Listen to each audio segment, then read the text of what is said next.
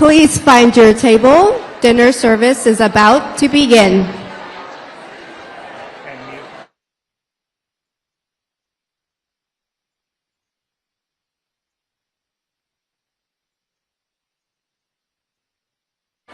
Please find your table. Dinner service is about to begin.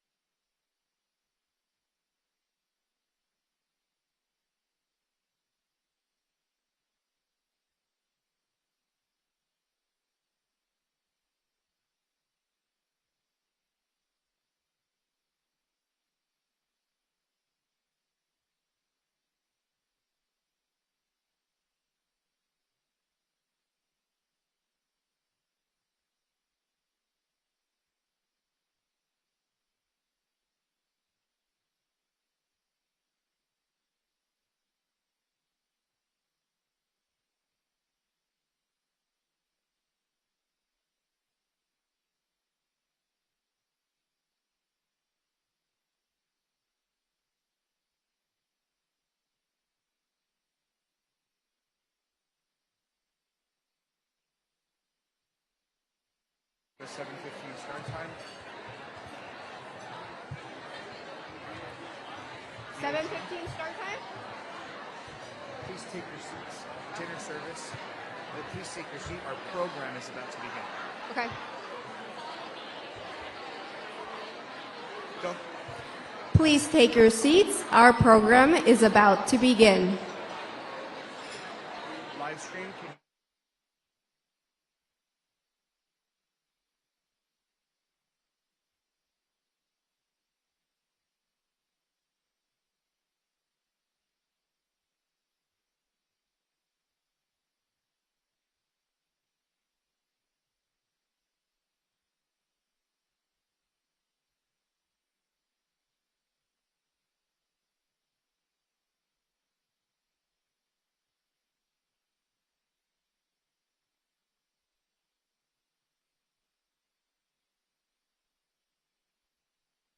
Flash right after the VOG.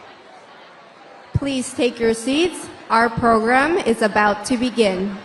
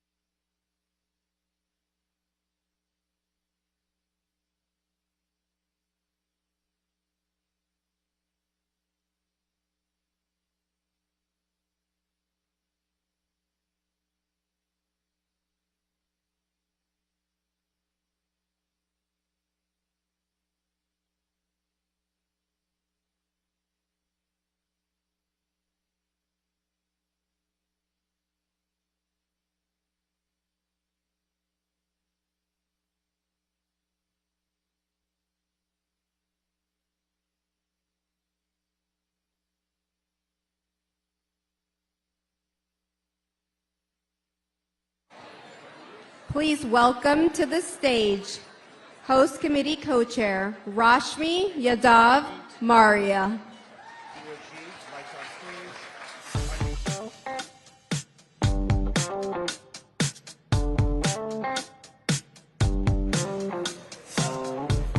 Good evening, everyone. I'm Rashmi Yadav Maria, and I am thrilled to be the first to welcome you tonight. I'm a former National Board Chair, a current Advisory Board member, and along with Dale Schrodel, a proud co-chair of tonight's 20th anniversary gala. Tonight, we're honoring Emerge's past, championing our present, and sharing a bold, inspiring vision for the future. And we have an exciting lineup for you tonight. You'll hear a special message from Governor Katie Hobbs, and we'll also be joined by former Congresswoman Abigail Spanberger, who is on the ballot for Governor of Virginia this year. You'll hear from this year's Cecile Richards Impact Award recipient, Michigan State Senator Mallory McMorrow, who is launching her campaign for the U.S. Senate in 2026.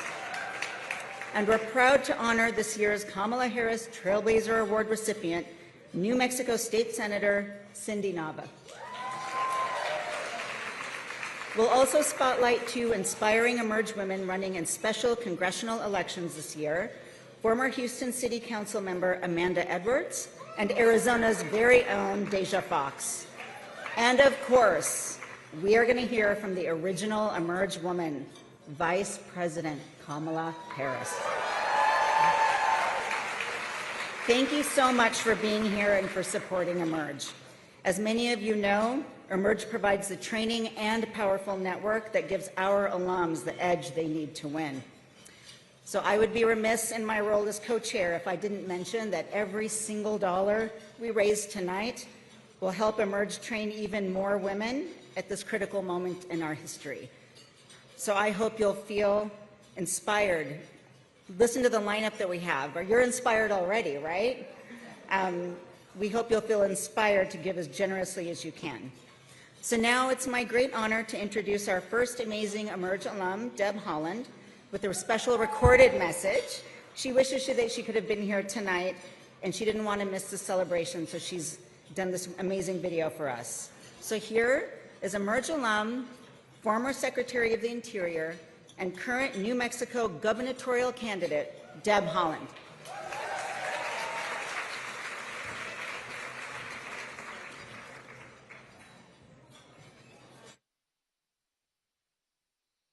Hello, Emerge. Thank you for preparing this event, along with the mentorship and programming you provide for our nation's future leaders.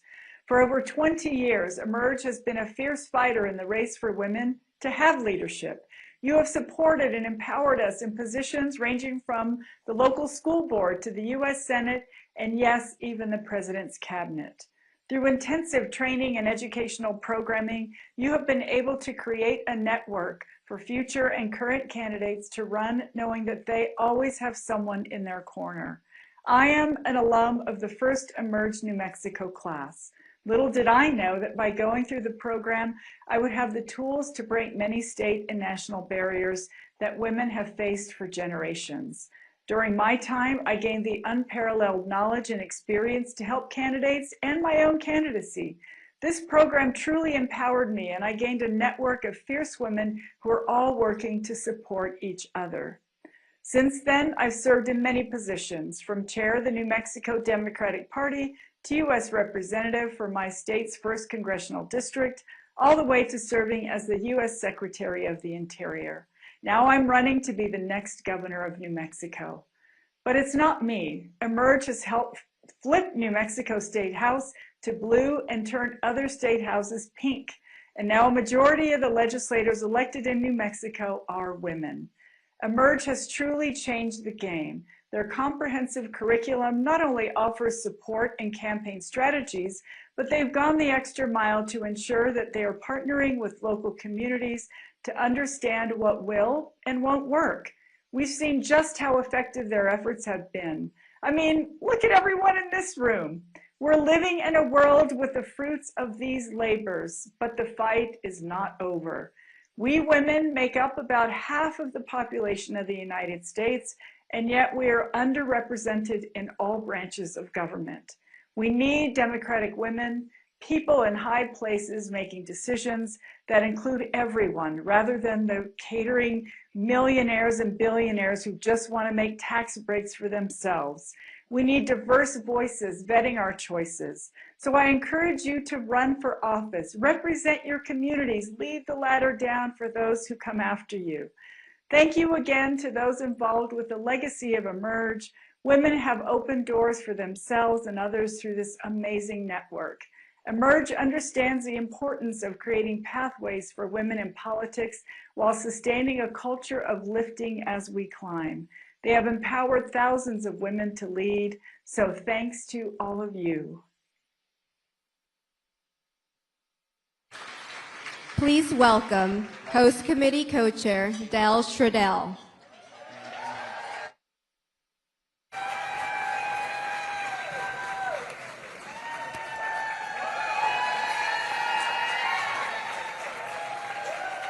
Don't you just love Deb Haaland?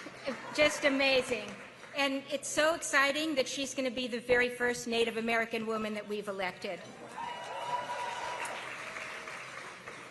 So again, hello everyone and welcome again. I'm Dale Schrodel. I'm a member of the Emerge Action Fund Board and also a member of Emerge's Advisory Board. And I want to just welcome you again and thank you so much for joining us tonight and for supporting Emerge and being here with us to celebrate Emerge's 20th anniversary. It's such a momentous time. And it's really wonderful to gather with everyone. We all so desperately need this right now. And, you know, tonight is just an amazing time to come together and to find inspiration and hope. And I know that we're going to all find that together here tonight. And as co-chair of this exciting event, along with Rashmi, we want to extend our deep appreciation to the host committee. Thank you all for, I can't ask everybody to stand, and honestly I can't even see, but thank you all for everything you did, because without you this event would never be possible, and what you did was phenomenal. So many of us have been celebrating Emerge together for 20 years. And all of the long-timers who are here, and there are many of them, you know how this all began. It all started here in San Francisco. In the early 2000s, when a powerhouse founder and some incredible co-founders had a vision. Emerge's recruitment, training program, and network of support needed to go nationwide. We cannot celebrate 20 years without acknowledging and thanking these amazing women. With us tonight, we've got Emerge founder Andrea Dustillo and 6 of the co-founders, including Dorica Keene, Maureen Murtad, Nadine North, Tammy Pastor, Gretchen Schoenstein, and Maria Stark. So please all stand and allow us to express our deep gratitude.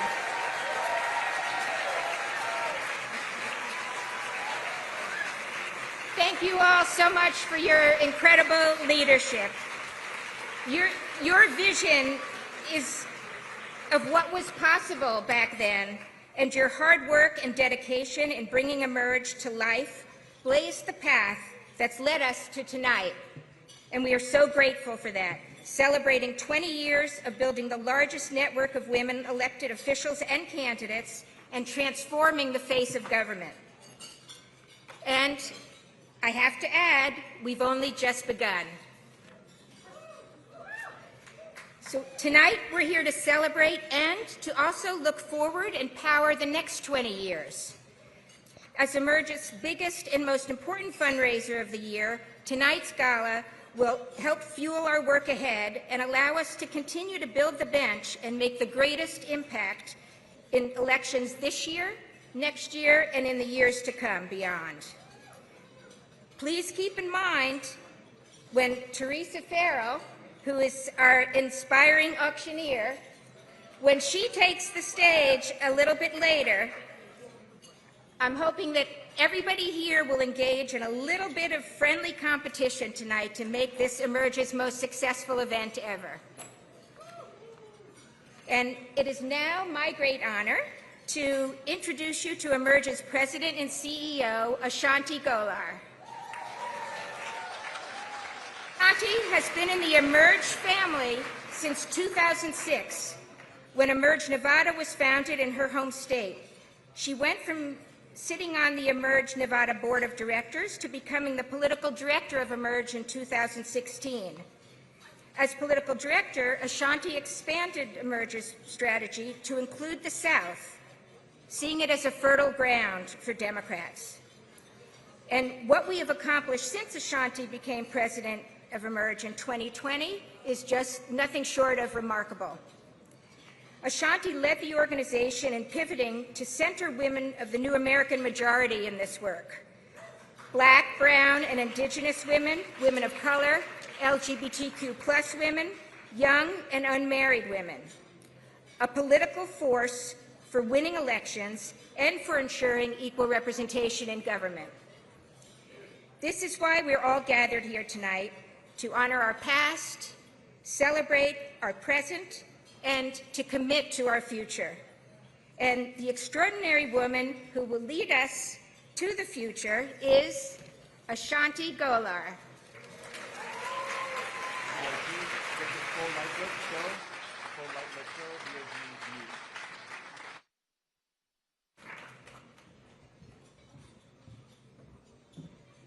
Good evening, everyone. Thank you. Thank you, Dale, so much for that kind introduction and all of your work. Thank you, Maria, for also co-chairing this event. She was my very first bar chair, Rashmi was, so I appreciate her, everything that she does. And to the amazing host committee, I thank you all for everything that you have done to allow us to be here. So good evening, everyone. I'm Ashanti Golar. I am the President and CEO of Emerge. We have a very big night. Tonight we are celebrating our 20th anniversary. Thank you all for being in this room, and thank you to everyone who is also joining us from home. We have a live stream happening, and we have a global audience that is watching us tonight. We appreciate you live streaming and everyone's commitment to Emerge. It truly has been a pleasure to work for this organization since 2016, but to also be a co-founder of our Emerge Nevada affiliate since 2006. So I pretty much have been around from the beginning. And now, at 20 years, we get to celebrate the fact that we have now trained over 6,500 women to run for office through our signature training programs. That's the first time we're announcing that tonight. And of course, we have over 1,200 alums serving in elected office across the country. And I am so thankful to have the original Emerge woman, Kamala Harris, who is going to be joining us tonight. I know everyone is so excited to hear from VP. But before we continue, I do want to take a moment to recognize the women in our network. Would all of the Emerge women in office please stand to be recognized?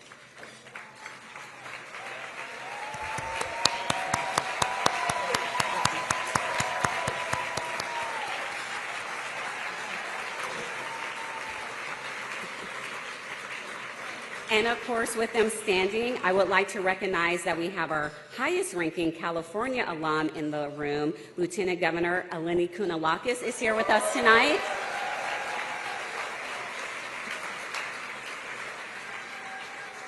And perhaps you're not an alum, but you are a FOE, friend of Emerge.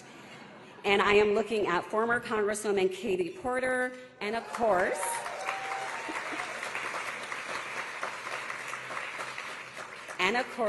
the iconic Mayor-elect Barbara Lee.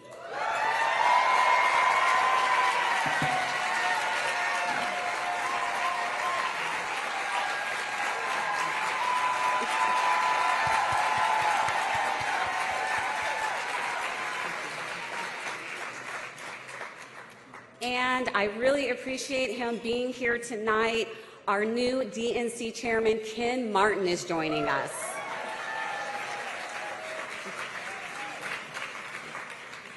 Now, would all of the Emerge alums in the room please stand to be recognized?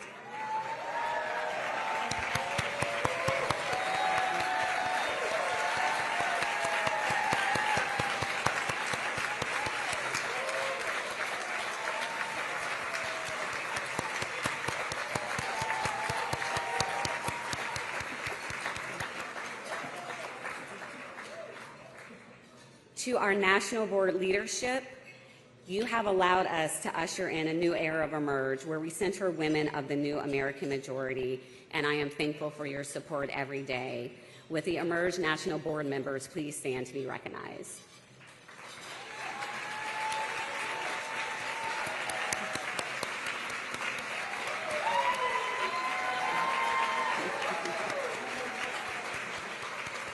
We also have several of our advisory board members in the room. Would they please stand to be recognized? Rashmi, Dale, we have Gretchen. So many of you. And of course, I do not do this work alone. Not one alum recruit, not one training, not one education event, not one woman on the ballot would happen without the amazing, incredible staff that I get to work with every day. None of this tonight would have happened without all of their hard work and dedication. Will everyone on the Emerge team please stand to be recognized?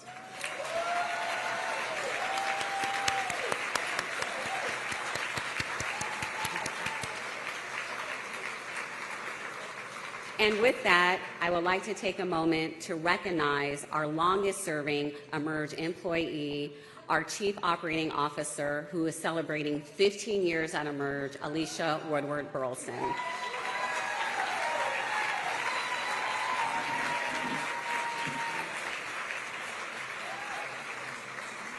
Alicia, I love you so much, and I would not be able to do this without you. Now, I'd just like to take a moment, a personal privilege, and briefly reflect on my time leading Emerge. Many of the organizations that were doing this work when we started are no longer around. We have not only survived, but we have thrived. And it's not only because of the fantastic team that we have and the support from everyone in this room and everyone watching, but because we always remain grounded in our values. That is what has enabled us to reach 20 years. Standing in our values means not only recruiting and training union women to run for office, but working with union vendors. That's why I want to take a moment to recognize the servers that helped set up from Unite Local 2,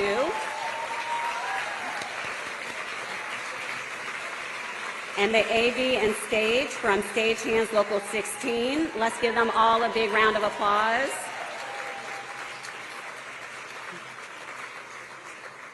I'm very fortunate to do this job during this time because our women in office continue to inspire me every day, and it's an honor to lead our team of women across the country, training and developing the next generation of leaders in our country. So I have to say thank you all for believing in my leadership, for trusting me to re-envision Emerge as an organization, for trusting me to set a bold 15-year vision to help lead our movement, for trusting me to innovate new trainings and programming that have never been done before in politics, but have moved the needle in states across the country in ways that we never could have imagined. All of this has led us, in 5 years, to not only become the largest network of Democratic women elected officials and candidates, but we can officially say we are the largest network of women elected officials and candidates in the country.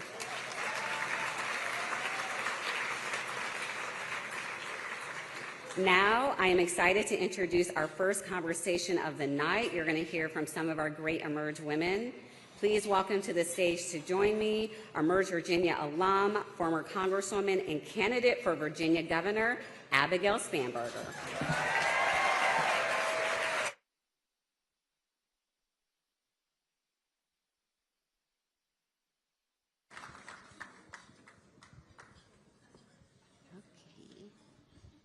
Hello. Hello. So excited to have you here. So the first time you were at an Emerge event out here in San Francisco, it was after you had won your first race for Congress, which is extremely exciting. So I know a lot of us know you, but please give your formal introduction and tell everyone why you're such a badass.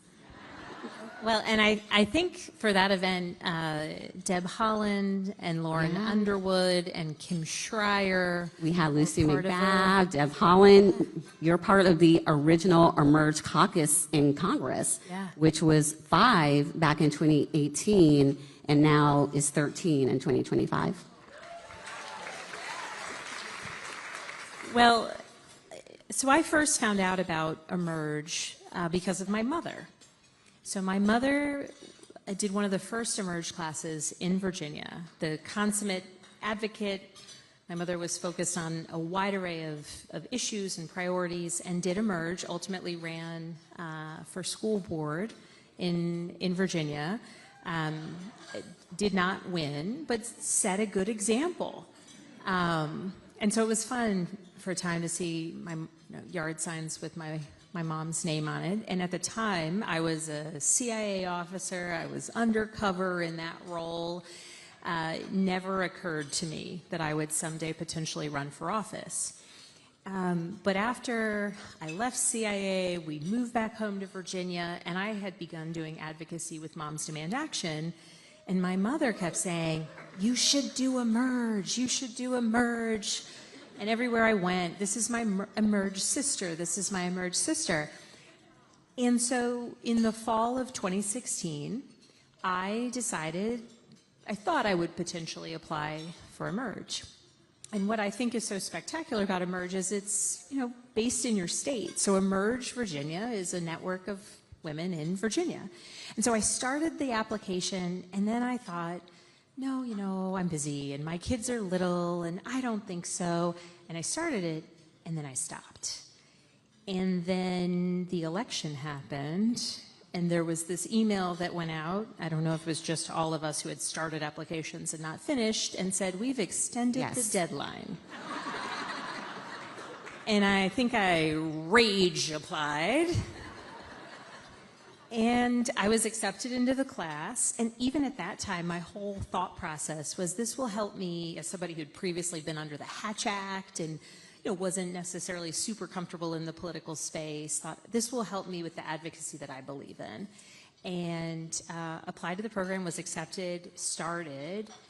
And what I found so amazing was to be in a room of other women who believed in the value of electing good people, strong people, in our case in Virginia. And so there were some people in that class who never had any intention of running for office. Some of those people who really never had any intention, who by the end of the class were running for Congress. But actually one of my Emerge sisters is here today, just by coincidence. So Johanna, where are you? And so it's been an extraordinary journey, and certainly I think among the valuable things that you learn in Emerge, to sit in a room of other people and to say out loud, "I think I might want to run for office," is the most kind of impactful, empowering thing that you can experience. And there's not a world in which I think I would have run for office had it not been for that experience. So obviously the bottom line is my mother is always right.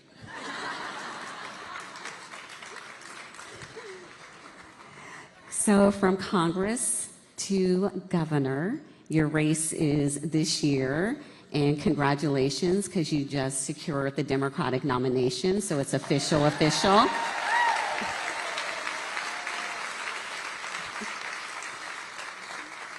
And as a Virginia resident, I love that, because I get to vote for you, and I just know how much we need you in that role, because I see the destruction that is happening every day in Virginia with the current Republican governor. I know how horrible it would be if any of the Republican candidates were to ascend into that role. So just tell everyone a little bit more about your race and what is at stake, because so much has been accomplished in Virginia due to your leadership in Congress, our Emerge alums serving up and down the ballot, and we need to definitely get the state back on track. So in 2025, the only statewide races are Virginia and New Jersey. And In Virginia, we currently have 3 statewide electeds. In Virginia, we're each elected independently, and we have a Republican governor, lieutenant governor, and attorney general. We do have a small majority, 51 out of 100 seats in the House of Delegates, and all 100 seats are on the ballot this year. And we have amazing candidates running up and down the ballot in the Commonwealth this year.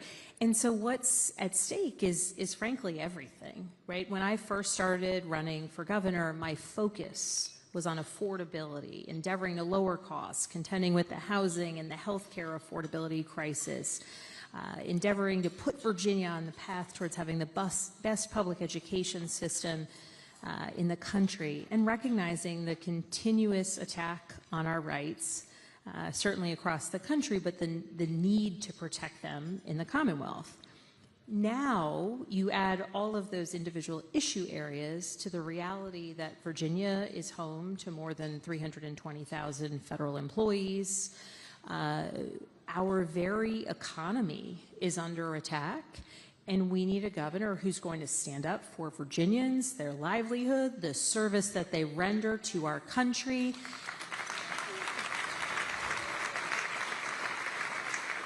Recognizing that the federal employees we're talking about, they're researchers at the NIH, they're nurses at the VA, right? They are USDA employees who are supporting farmers and producers across our Commonwealth. This is the impact that we see. And at this time of chaos and challenge across the country, Virginia gets to be an example for what you can get right when we have good candidates running solid campaigns, endeavoring to defeat extreme ideas, ideologies, politicians who want to take public dollars out of public education, politicians like my opponent who would take us back as it relates to reproductive rights in the Commonwealth of Virginia. And so every day is a motivating day in Virginia. We will win. It's a long way between now and November.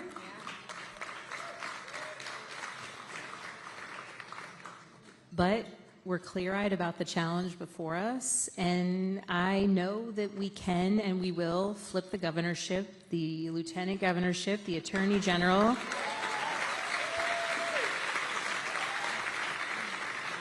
And here's the thing that's really inspiring. In Virginia, of those 100 House of Delegate seats currently held by 51 Democrats, we have 96 Democratic candidates running for election.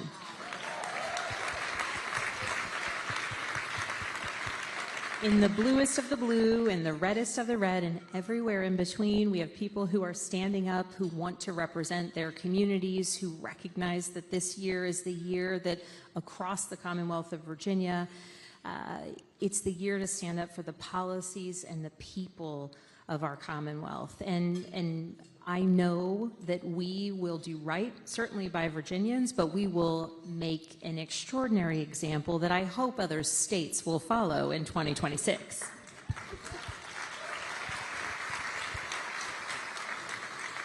You mentioned it, your opponent, when it comes to reproductive rights, is extremely scary. Because right now, Virginia is the only state in the South where we still have access to reproductive freedom. And they have promised to take that away. That is one of their goals. You know, they try to chip where they can. We have great alums, Emerge alums who are fighting back. But just tell us a little bit more about that, because it is going to be extremely scary when you look at a map and you look at the South, and millions of women will not have the ability to control their own body. Virginia is the only state in the South that, since the Dobbs decision, hasn't further restricted abortion access. And the clapping goes to the state Senate, who, with a majority of 21 out of 40, blocked a bill that, before we got the majority back in the House of Delegates, blocked a bill that would have restricted abortion access in Virginia, that we know the governor would have signed, that my opponent was in favor of. That 21 out of 40 number is the reason that we were able to hold that back in Virginia. We're now in the process of putting forth a constitutional amendment. In Virginia, it's a multi-year process. We're in the first year out of 3 in order to get a constitutional amendment enshrining access to reproductive health care. But notably, the General Assembly took up a bill that would just make clear through legislation that access to contraception is guaranteed in Virginia. And my opponent, as Lieutenant Governor, cast the tie-breaking vote against ensuring access to contraception. Ultimately, it did pass. We ultimately got it through, but the expectation is that the governor will veto it this week, as he did last year when they passed it as well. So it's serious. The rights, certainly, of reproductive freedoms in Virginia. We've also, under our last Democratic governor, made it more straightforward to cast a ballot. We have 45 days of early voting, which is essential to people being able to access the ballot, cast their vote, make their voices heard. And we know that the basic rights in the Commonwealth of Virginia are under threat if we see the election go the wrong way, which is not what will happen. All right. We are so lucky to have you stepping up to run for governor. We have another Emerge alum, Shannon Taylor, stepping up to run for AG in Virginia. We have a great partnership with the Democratic Attorneys General Association. So I do want to close us out by just having you quickly say why we still need women running during this time. Because one of the things that is really, really making me angry, y'all, is we actually have some women elected officials that have made comments that women shouldn't run, that they may not get elected. Y'all say it's not me, so, but it's unfortunately real. So at Emerge, we're always here to do this work. We're committed to this work. What would you say to those women who are thinking about running for office? Do it. Run. And the sort of most consequential piece of it is being able to utter those words, I think I want to run for office. I'm going to run for office. I am running for office. And, you know, I'm running for governor. I love my wonderful Commonwealth. So I'll center my answer on Virginia. The women who are running to flip seats in the House of Delegates, and so many of the candidates who have been elected in recent years, and frankly some of the steadiest voices in our General Assembly, are women, powerful women who bring their experiences to the legislature every day.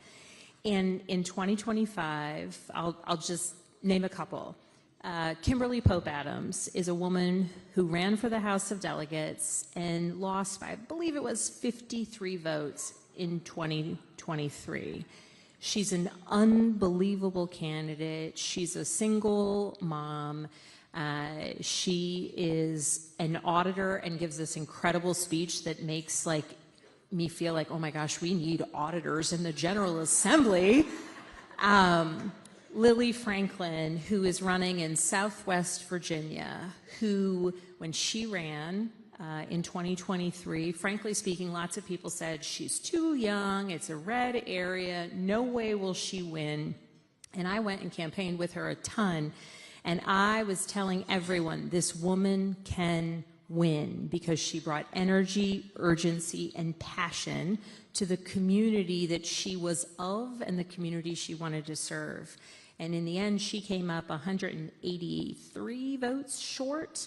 This year, she will win. And when she does, she will be bringing the voices of some students at Virginia Tech, which she'll represent a portion of them, but importantly, farmers and producers in our agricultural communities in a portion of Southwest Virginia. She'll bring those voices to Richmond. And Leslie Mehta, who, my last example, though I could go on because there's so many incredible women, she ran for Congress last year in the 1st District. came up short, but man, oh man, when she was considering running again, people said, well, you ran for Congress. Why wouldn't you run for Congress again in 2026? And she came to me and she said, I just want to serve. I want to be able to bring voices to government. She's an attorney. She was an ACLU attorney. She's brilliant. I first met her. She has, her late daughter had a genetic disorder, and she's done a tremendous amount of advocacy for rare disease research. She's brilliant. And people said, well, why would you want to run for House of Delegates? It's much smaller. It's a smaller race. And I said, it's perfect. Because when you bring that like congressional race energy to your geographically far more compact House of Delegates district, your opponent's not going to have any idea what hit him. It's going to be awesome. And these women, they're going to win.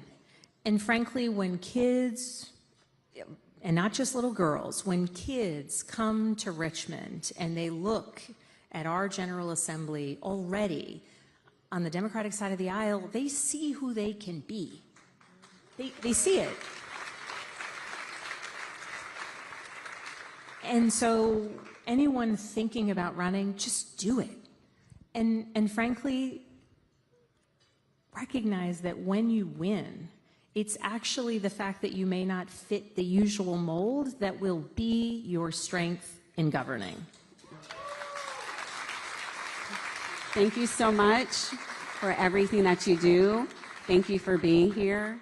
And I can't wait to call you my governor. Thank you. Thank you.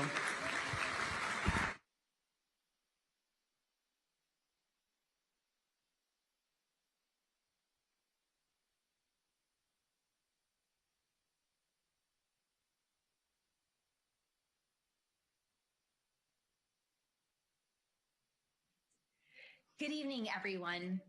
I'm Arizona Governor and Emerge alum Katie Hobbs, and I'm excited to celebrate Emerge turning 20 with all of you.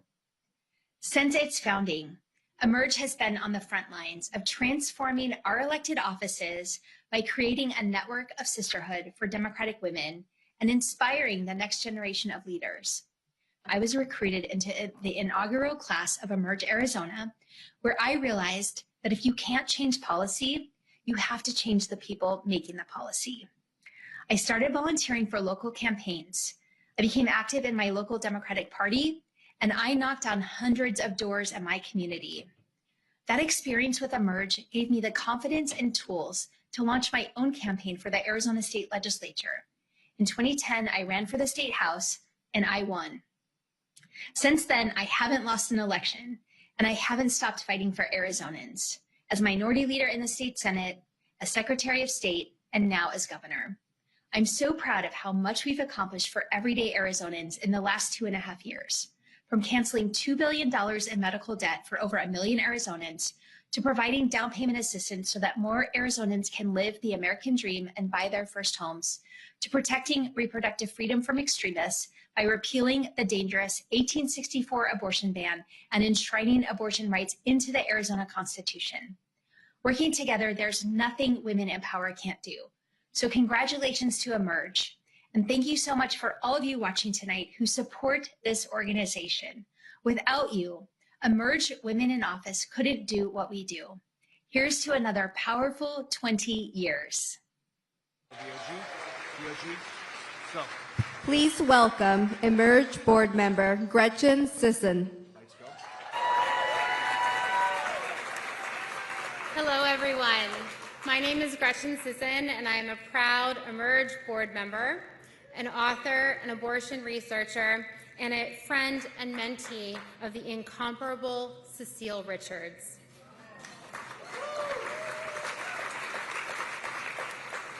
It might seem impressive to have had Cecile as a mentor, but I promise it wasn't, only because Cecile was a mentor to everyone in our field, and she took that role incredibly seriously. She always showed up for the next generation of leaders and thinkers in the abortion access and reproductive justice movements. She showed up with advice, with her network, and with a shared purpose and moral clarity around the work that needed to be done. She was a fearless executive, and she was a movement builder, because while she was undoubtedly a once-in-a-generational messenger, she also deeply cared about getting stuff done. And I know I'm introducing a woman from Michigan, so I could say something else, but we're going to stick with stuff for right now. Which brings me to tonight's recipient of the Cecile Richards Impact Award. As we've seen in the last 2 cycles, a lot of politicians want to run talking about abortion access, but not everyone actually wants to govern on abortion access when it comes time to deliver for voters. But in Michigan, Senator Mallory McMorrow and her colleagues decided not just to promise, but to deliver just that.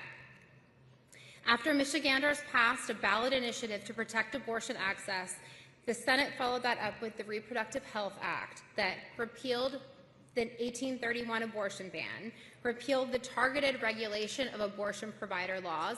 You all might not know what those are. I am happy to talk in more detail than you want after the program.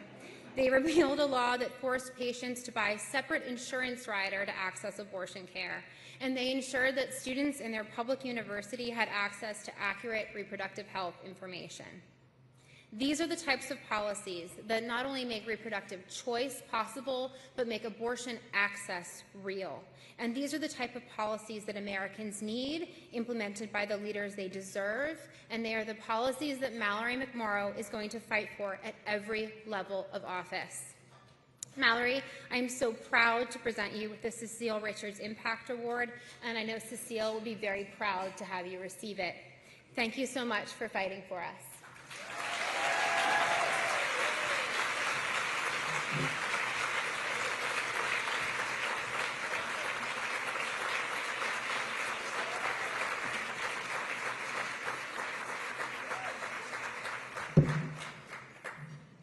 Good evening. I'm so proud to be here tonight, and I want to tell you a little story. A video went viral the day after the 2016 election. It was middle school students chanting, "Build that wall," at a Latina student.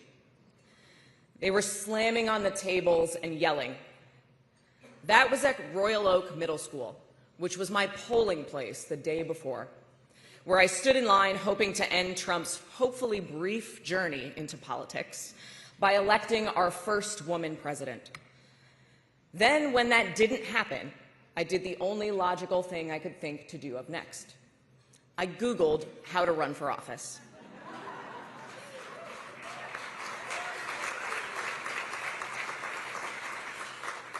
I applied to Emerge Michigan thinking surely I'm going to be rejected. I had no political experience. I had never worked on a campaign. But it's a funny thing. When you raise your hand, you tend to be called on. What struck me about the women in my Emerge class wasn't the ambition.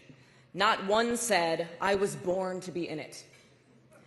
We were there because we, quite reluctantly, saw running as the only solution to problems that nobody seemed to be fixing.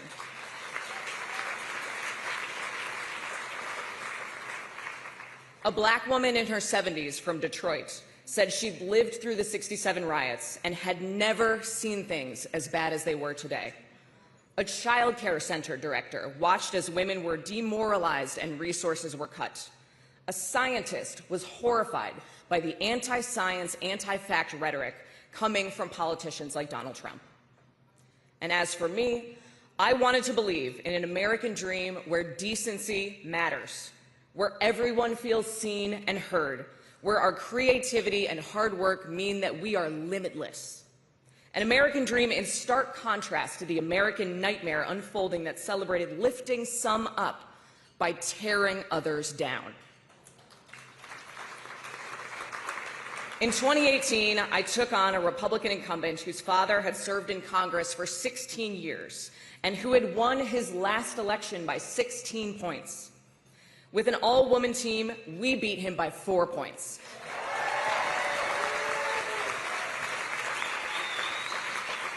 Swinging the district 20 points and breaking the Republican supermajority in the Michigan State Senate.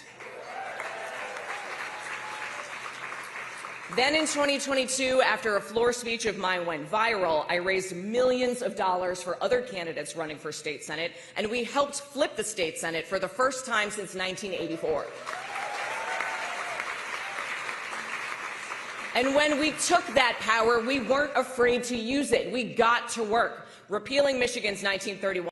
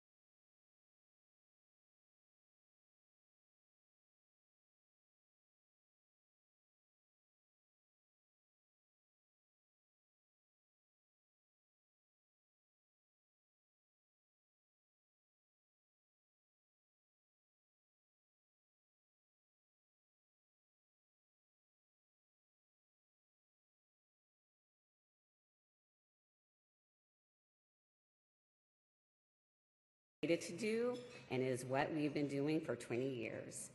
She has spent a career in public service fighting for the people of California as Attorney General and U.S. Senator, and then we got to watch her fight for all of us as our first woman Vice President.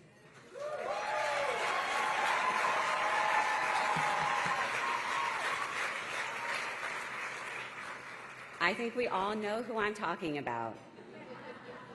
She is the original Emerge woman, the one and only, our 49th Vice President of the United States, Kamala Harris.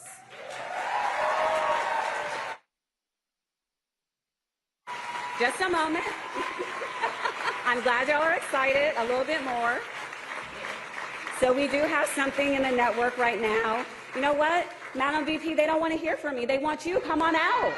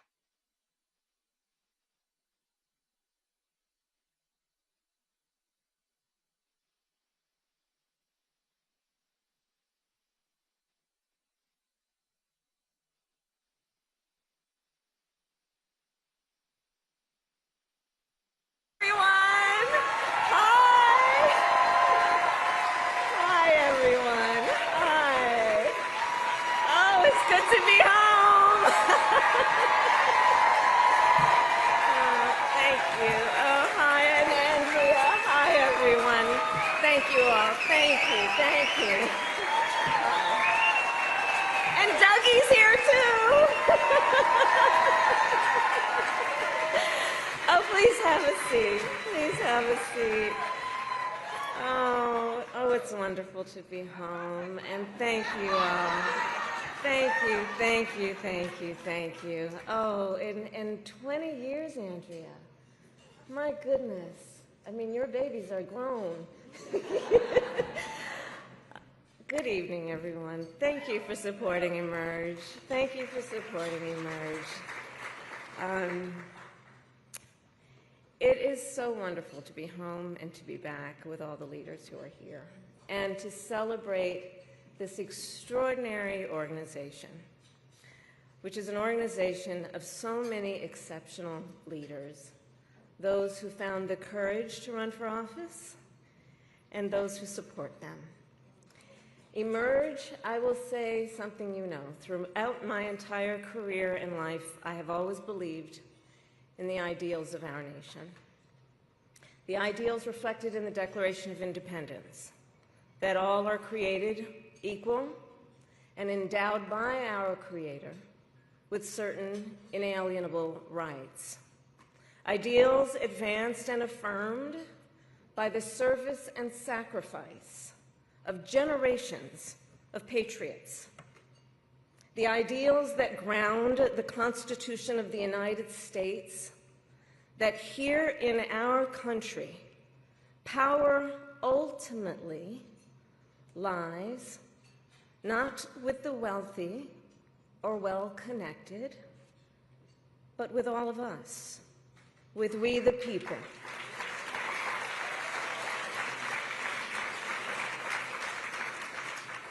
Now, of course, I recognize that America has never fully lived up to these ideals, that for all the gains we've made, the American dream has for decades been slipping further out of reach for so many, and that the American people deserve leaders who make their lives better and make our country stronger. But sadly, we have seen quite the opposite over these past few months. Now, I know tonight's event happens to coincide with the 100 days after the inauguration, and I'll leave it to others to give a full accounting of what has happened so far. But I will say this. Instead of an administration working to advance America's highest ideals, we are witnessing the wholesale abandonment of those ideals.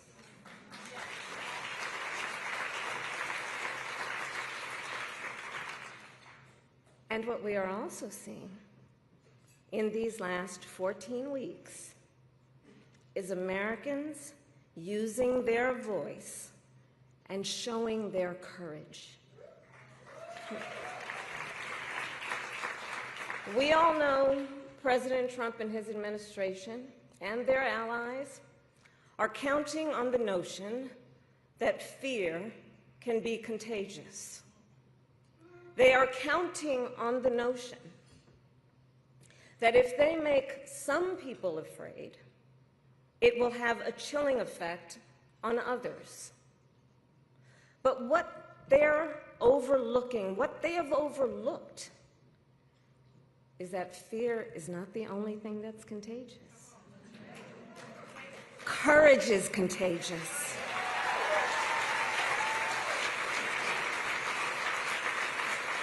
The courage of Americans who are banding together in the face of the greatest man-made economic crisis in modern presidential history. Americans across the political spectrum who are declaring that the president's reckless tariffs hurt workers and families by raising the cost of everyday essentials, devastate the retirement accounts that people spent a lifetime paying into, and paralyze American businesses, large and small, forcing them to lay off people, to stop hiring or pause investment decisions. The courage of Americans we are seeing who are rallying at Social Security offices to protect their hard-earned benefits. Of Americans who are speaking out to say, it is not okay to violate court orders. Not okay. Saying It is not okay to detain and disappear American citizens or anyone without due process.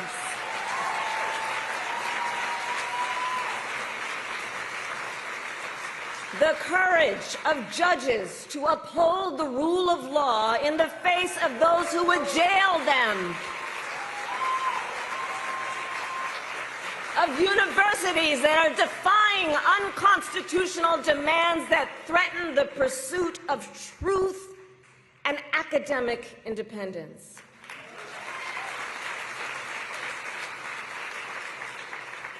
And I will tell you, the courage of all these Americans inspires me. And I have been inspired by the movements like the one in Wisconsin that put Susan Crawford on the Supreme Court, by the State of the People Power Tour that is aiming to ignite a grassroots movement to lift up voices and advance freedom and justice,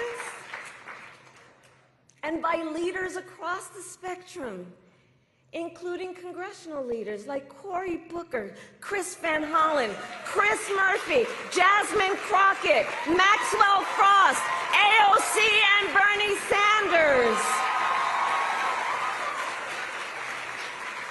All who, in different ways, have been speaking with moral clarity about this moment. So here's one of the other things I wanted to talk about tonight and to highlight. So look, some people are describing what's been happening in recent months as absolute chaos. And of course I understand why. And it's certainly true of those tariffs. Tariffs that, as I predicted, are clearly inviting a recession. But friends, please let us not be duped into thinking everything is chaos. I know it may feel that way, but understand what we are in fact witnessing is a high-velocity event where a vessel is being used for the swift implementation of an agenda that has been decades in the making. An agenda to slash public education. An agenda to shrink government and then privatize its services. All while giving tax breaks to the wealthiest among us. By the way, an agenda that is not lowering costs, not making life more affordable, and not what they promised. It's an agenda, a narrow, self-serving vision of America, where they punish truth-tellers, favor loyalists, cash in on their power, and leave everyone to fend for themselves, all while abandoning allies and retreating from the world. And folks, what we are experiencing right now is exactly what they envisioned for America. Right now, we are living in their vision for America. But this is not a vision that Americans want. We are living in a moment when the checks and balances upon which we have historically relied have begun to buckle. And we here know that when the checks and balances ultimately collapse, if Congress fails to do its part, or if the courts fail to do their part, or if both do their part, but the president defies them anyway, Well, friends, that is called a constitutional crisis. And that is a crisis that will eventually impact everyone. Because it would mean that the rules that protect our fundamental rights and freedoms, that ensure each of us has a say about how our government works, will no longer matter. And if that happens, the one check, the one balance, the one power that must not fail is the voice of the people.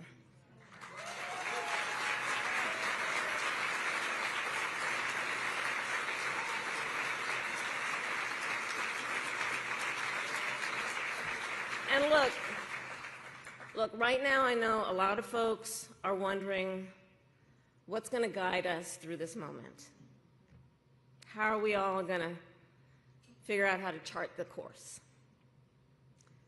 But that's not a reason to throw up our hands. In fact, please allow me, friends, to digress for a moment. Okay. It's kind of dark in here, but I'm asking a show of hands. Who saw that video from a couple of weeks ago, the one of the elephants at the San Diego Zoo during the earthquake? Google it if you've not seen it. So that scene has been on my mind. Everybody's asking me what you've been thinking about these days. Well, so in the video, for those who haven't seen it, here those elephants were. And as soon as they felt the earth shaking beneath their feet, they got in a circle and stood next to each other to protect the most vulnerable. Think about it. What a powerful metaphor. Because we know those who try to incite fear are most effective when they divide and conquer, when they separate the herd, when they try to make everyone think they are alone. But in the face of crisis, the lesson is don't scatter. The instinct has to be to immediately find and connect with each other, and to know that the circle will be strong.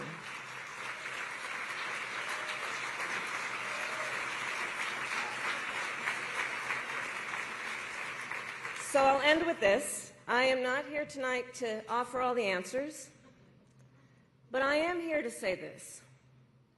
You are not alone, and we are all in this together. And straight talk, things are probably going to get worse before they get better. But we are ready for it. We are not going to scatter. We are going to stand together, everyone a leader, and emerge. You have a special role to play. Organizing is as important as ever. Mobilizing is as important as ever. Running for office is as important as ever. So please, everyone here, please keep doing what you are doing. And to everyone, let's lock it in. Lock it in. Gear up for the hard work ahead. And please, always remember, this country is ours. It doesn't belong to whoever is in the White House. It belongs to you. It belongs to us. It belongs to we, the people. Thank you. God bless you, and God bless America. Thank you all.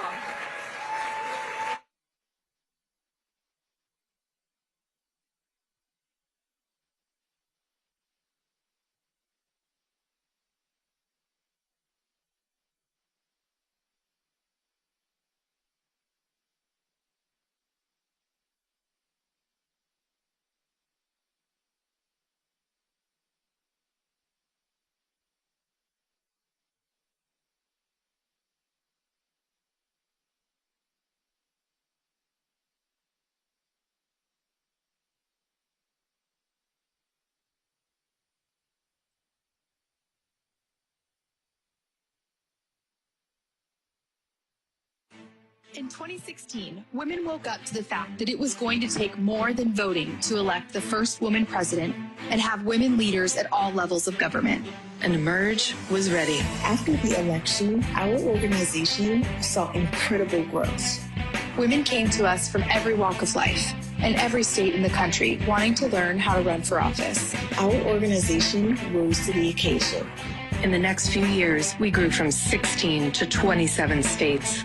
In 2018, we elected our first 5 members of Congress. Emerge alums made Nevada the first majority woman state legislature.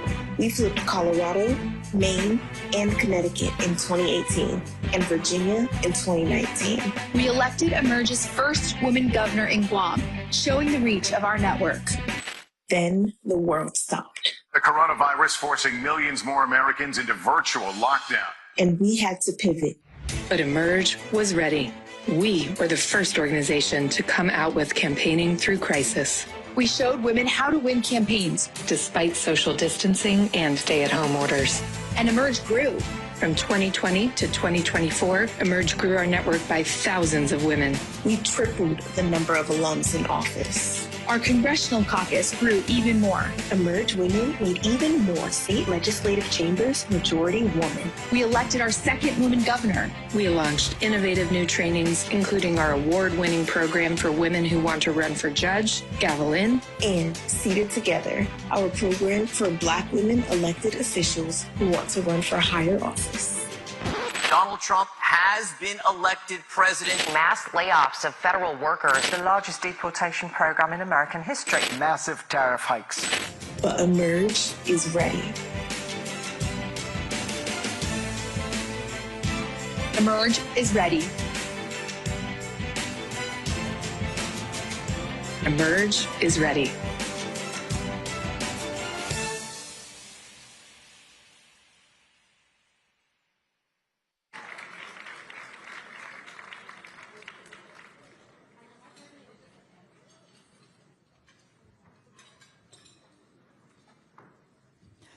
Good evening, everyone. I'm Teresa Farrell, and I'm your fundraising host tonight. Who wants to have an impact right now? Because I am so fired up.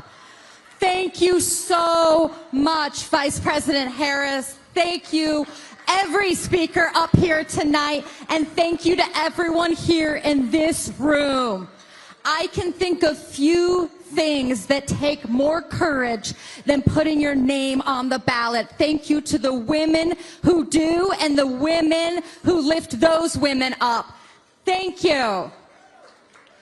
All right, so who agrees if this country's gonna be saved, it's gonna be saved by women? Who's with me? Yes, and no one is doing it like Emerge. Emerge is crushing it. So tonight, I am going to ask you for 3 things. The first of those 3 is time. Can you stick with me for, say, 10 minutes? Can you do that? 10 minutes to get the next generation of women in office. Are we in for that? Thank you. All right, and just as VP Harris was saying about what's contagious, you know what else is contagious? Is energy. Your energy in this room is contagious. So I'm going to ask that you all stay with me. And when somebody pledges, what do? Yes, we cheer louder. We cheer. Yes, that actually releases oxytocin, the bonding hormone, further connecting us. And all of you watching virtually, I want you cheering too, even if you're alone in your own living room. Let's shake the ground.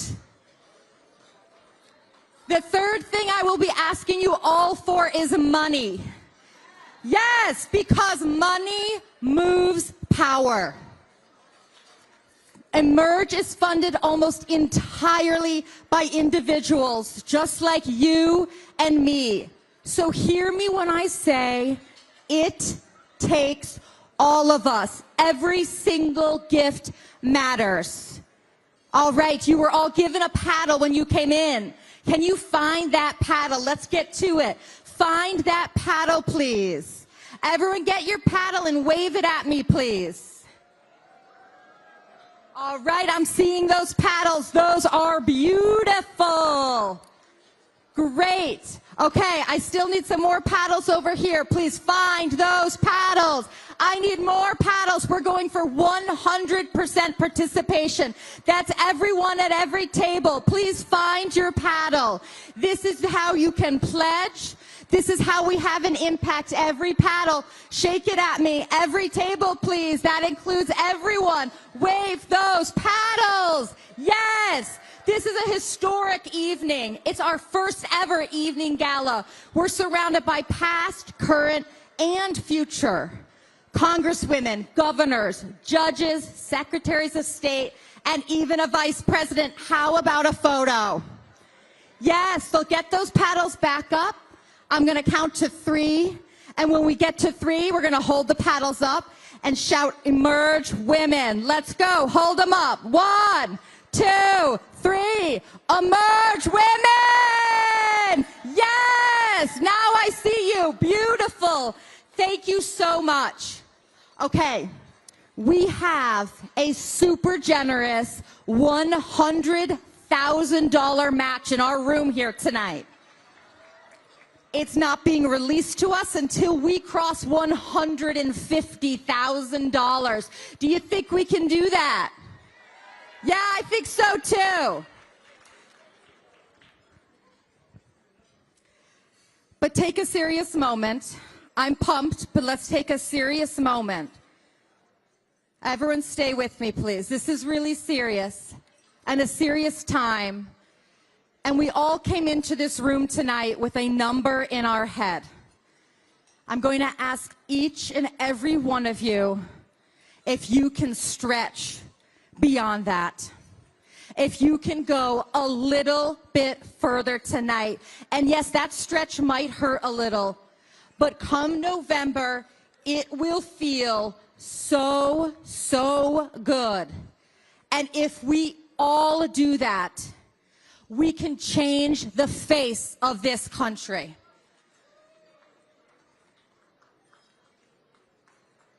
I will be starting this pledge.